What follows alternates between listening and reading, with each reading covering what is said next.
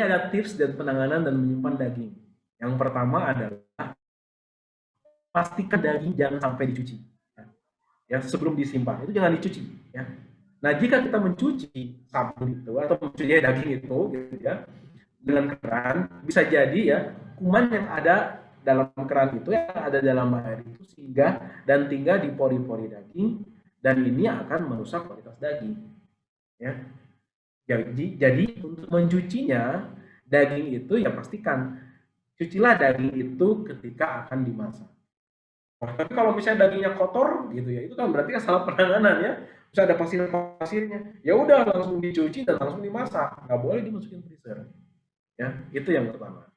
Yang kedua, kalau bisa ya pastikan potongan-potongan daging itu kecil-kecil. Misalnya kita mendapatkan daging secara terkumpul gitu ya, sampai sampai 4 kilo atau 5 kilo gitu daging yang terkumpul. Ya. Nah, ketika kita mau masak kita jadi kerepotan ya, ketika masukin freezer semuanya itu kalau mau masak masih mending kalau dimasaknya itu langsung semuanya gitu ya. Tapi kalau misalnya masak sedikit-sedikit dari bongkahan yang 5 kilo itu kemudian kita keluarkan, dicairkan, kemudian kita potong, diambil cuma sekilo, masukkan lagi, wah itu sarangnya mikroba ya, bakteri bisa tumbuh ya di sana. Nah, dengan kita membungkus kecil-kecil, 1 kilo atau setengah kilo, kemudian dirapikan, apalagi yang tadi yang disarankannya dengan dipakum dulu, pakai plastik vakum gitu ya, itu kita akan mengeluarkan daging itu sesuai dengan kebutuhan. Kita akan memasak cuma 1 kilo, 1 kilo aja kita keluarkan. Yang selebihnya tetap di freezer. Dan ini daging akan kuat sampai 1 tahun berikutnya. Jadi baru habis baru mau idul kurban berikutnya gitu ya. Itu bisa sampai 1 tahun kalau penanganannya dengan baik. Ya.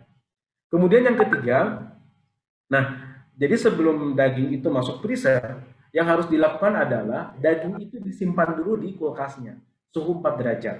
Ya, untuk mengkondisikan ya, si daging itu betul-betul dingin. Setelah dingin, setelah terkondisikan, baru daging itu dimasukkan ke tempat esnya atau freezernya. Ya, karena kalau dengan tiba-tiba itu bisa jadi ya kurang baik gitu ya dari kualitas daging. Kemudian yang keempat di sini berkaitan dengan cara yang benar, ya. Cara yang benar adalah meletakkan daging beku yang akan dimasak di bawah air keran. Jadi kita mengambil nih daging yang 1 kilo yang masih dikemas, kemudian jangan dimasukkan ke dalam microwave gitu ya. Untuk mencairkannya atau melunakkan dagingnya itu, masukkan saja langsung ke oven atau microwave gitu ya. Itu tidak baik ya. Jadi betul-betul biarkan saja daging yang ada di plastik itu dialiri oleh air keran yang normal suhunya, ya sehingga dia betul-betul melunak, ya empuk ya dari plastiknya. Baru setelah itu dibuka, kemudian dicuci, lalu dibersihkan dan ditiriskan dan siap digunakan untuk memasak.